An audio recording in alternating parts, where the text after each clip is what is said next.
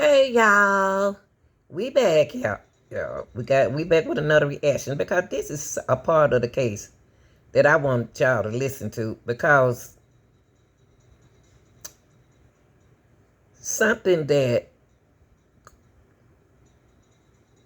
Cornbread said in the trial today on stand. Um, he mentioned something that he popped pills, right?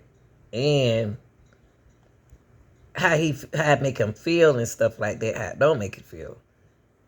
But then just listen to this, y'all, cause he gave me a headache. Now, before I go on, I'm sorry. Cornelius Smith on the right end took the stand.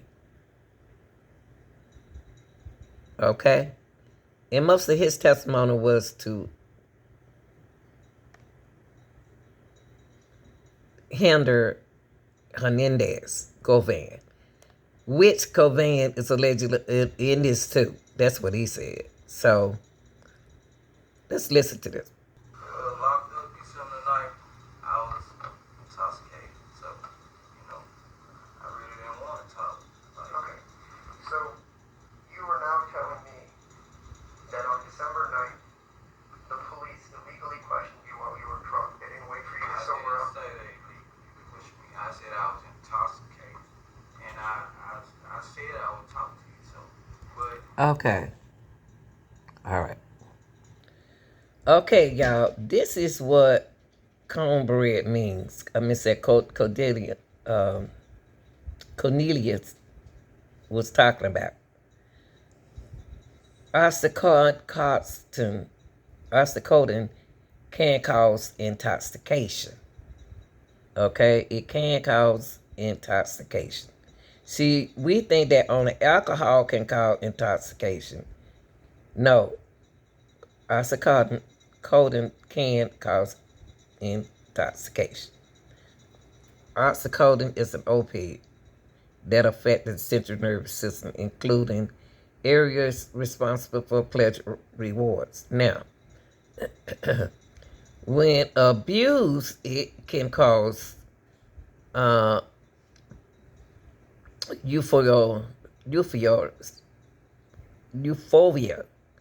I'm sorry, y'all, and relaxation, leading to a state of intoxication, which is a high potential to AB. Okay? So when we talk about intoxication, yes, oxycodin can cause intoxication. And to speak on what the attorney was saying, the state of being intoxicated, especially by alcohol. So both people was correct, okay? That's why you don't mix. That's why Cornelius mentioned, no, he don't mix alcohol when he intoxicated with oxycodin, okay? So I just wanted to explain that both young men was correct. The attorney and Cornelius, okay? I talked to them. I was intoxicated. Okay. Your arrest is made by the U.S. Marshals. And so you would have been intoxicated at the time the Marshals arrested you?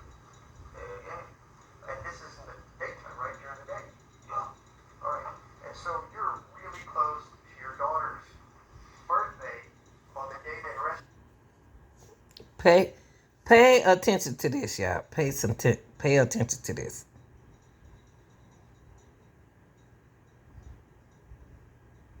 But you're drunk. Is that right? Nah, let me check this out. These had me.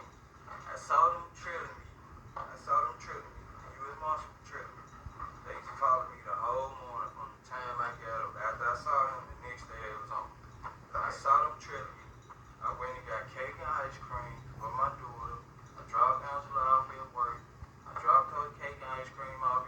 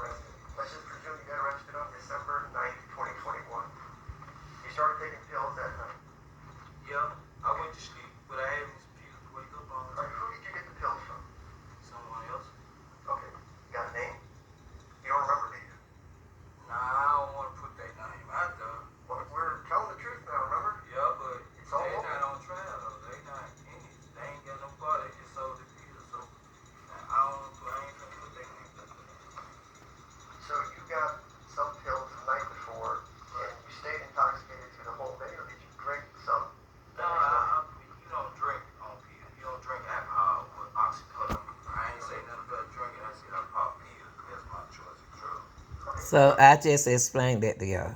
I just explained that to y'all. Okay. Oxycodin can intoxicate you as well as alcohol. People say intoxicated, maybe I misunderstand. I was under the influence, I'm saying. Alright. Did you take pills in the morning to stay under the influence? Yeah, I woke up and probably smoked pieces. I was shot already too. You know, I was shot too. I understand. So you took the pills, but even though you're intoxicated with the pills, you know enough to go to the grocery store, to get cake, get balloons. Then in your intoxicated state, you go to your daughter's school. Apparently the teachers at the school don't mind you being intoxicated, so you drop off all the stuff to the party. Then you leave some more. You're not intoxicated enough to realize that the marshal has been following you all morning because you're sharp enough to figure that out. And then prior to them stopping you, you're smart enough to ditch the phone with your child's mother. That's what you're telling me under your intoxicated state. You wasn't intoxicated. That you wasn't intoxicated at that time, at that moment, Cornelius. You wasn't under the influence at that time, Cornelius. Okay. So if you messed up, you messed up. Because see, you about to mess up in a few minutes. Because you're gonna say that in a few minutes you're about to say that you say you was intoxicated, but then you about to confuse yourself. You ain't gonna confuse me.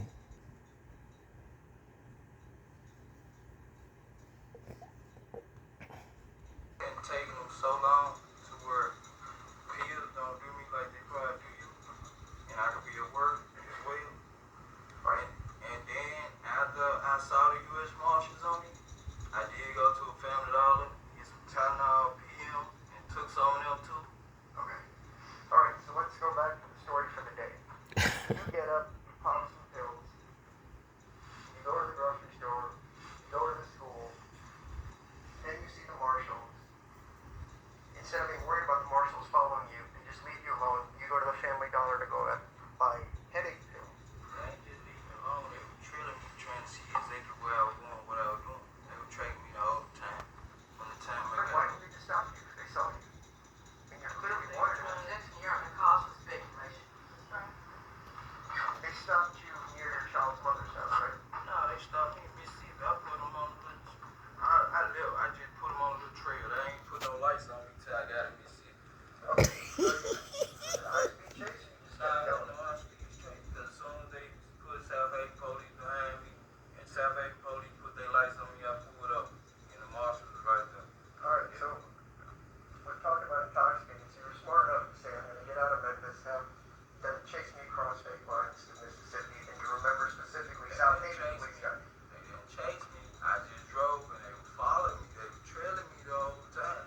So I just went on to South Haven, Mississippi, and they followed me and put South Haven police behind me. I'm all caught. Alright, so in your intoxicated state, you went in this Sunday drive, essentially, where you saw the marshals tailing you.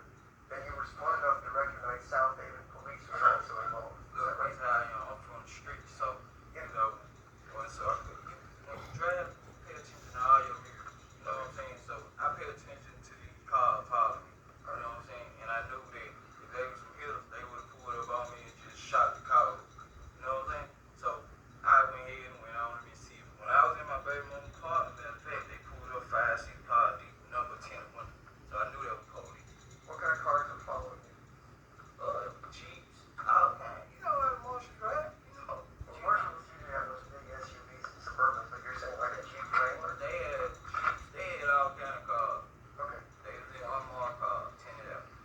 alright. He's lying. Now, the leader of First at 4, the trial is underway for the man police say orchestrated the deadly shooting of Memphis rapper Young Dolph in 2021. Hernandez Govan is charged with murder, conspiracy, and attempted murder. Thank you for joining us. I'm April Thompson. I'm Alex Coleman. It was a year after the deadly attack when Govan was indicted. WREG's Rita Patterson was inside the courtroom when the accused faced a judge and a jury of his peers in a case that could last for several days.